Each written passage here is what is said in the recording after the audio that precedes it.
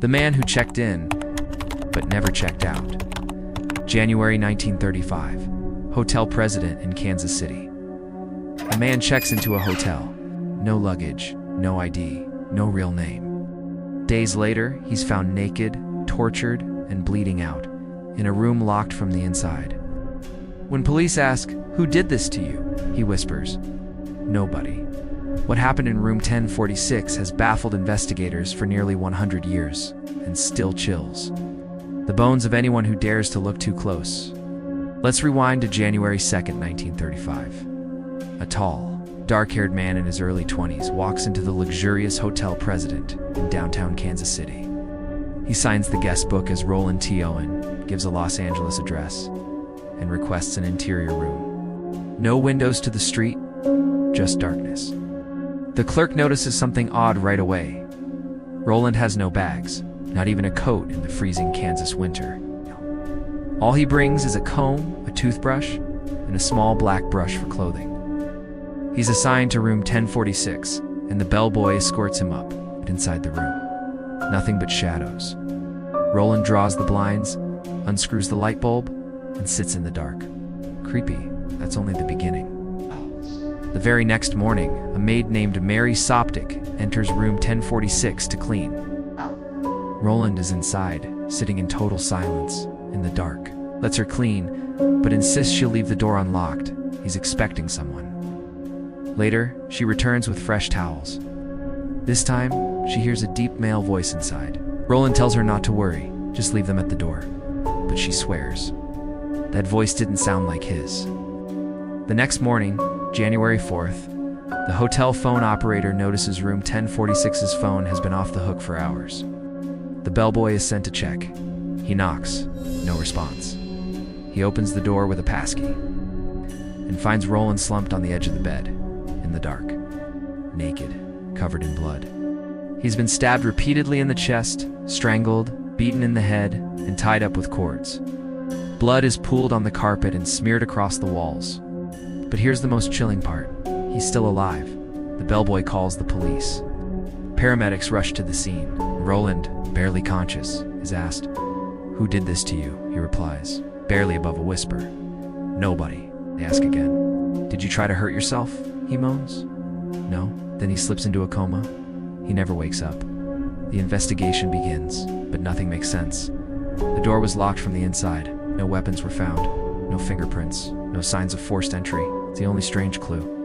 A note and pencil on the nightstand. "Don, I will be back in 15 minutes. Wait, so who is Don? Detectives can't trace the name Roland T. Owen. The address he gave. Fake. Everything about him is a lie. The funeral home is ready to bury him in a pauper-esque grave when, suddenly someone calls. A male voice says, "Don't bury him just yet. We'll send money. He deserves a proper burial. He got into a mess with the wrong people. He died for it." Cash arrives in an envelope. The funeral goes ahead. No one shows up. But a few days later, flowers arrive for the grave with a card. "Love forever.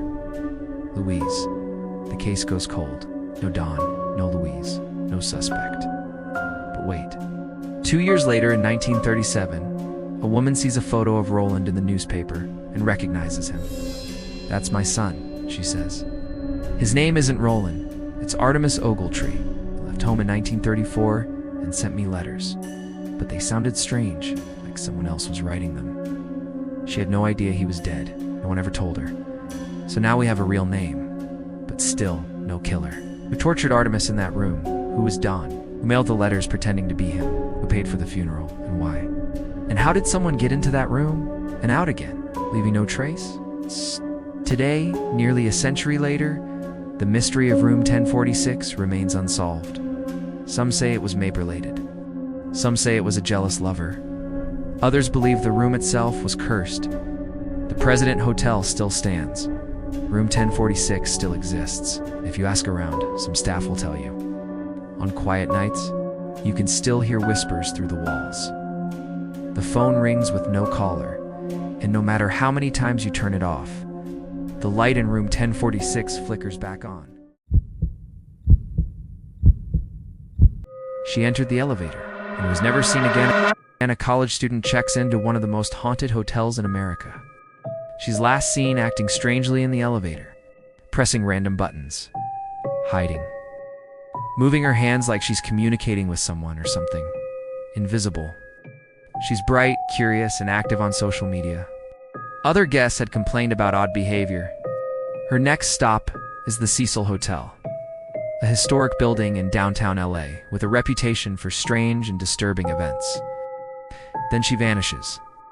In January 2013, a 21-year-old college student named Elisa Lam arrives in Los Angeles on a solo trip. No texts, no social media, no contact with her family. Elisa checks into a shared room on the 5th floor. But after 2 nights, hotel staff move her to a private room. On January 31st, Elisa suddenly goes silent. Her parents grow worried and report her missing. A citywide search begins. Flyers with Elisa's face are posted across LA. Hotel staff say she was last seen in the lobby wearing a red hoodie. Surveillance is reviewed. Guests are questioned. Days go by, then weeks. No answers. Until something strange happens.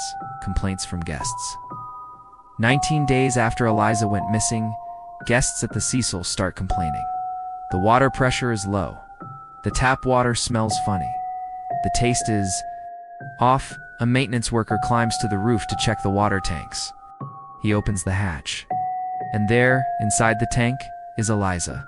She had somehow made it onto the locked roof, climbed into the large metal tank, and never returned.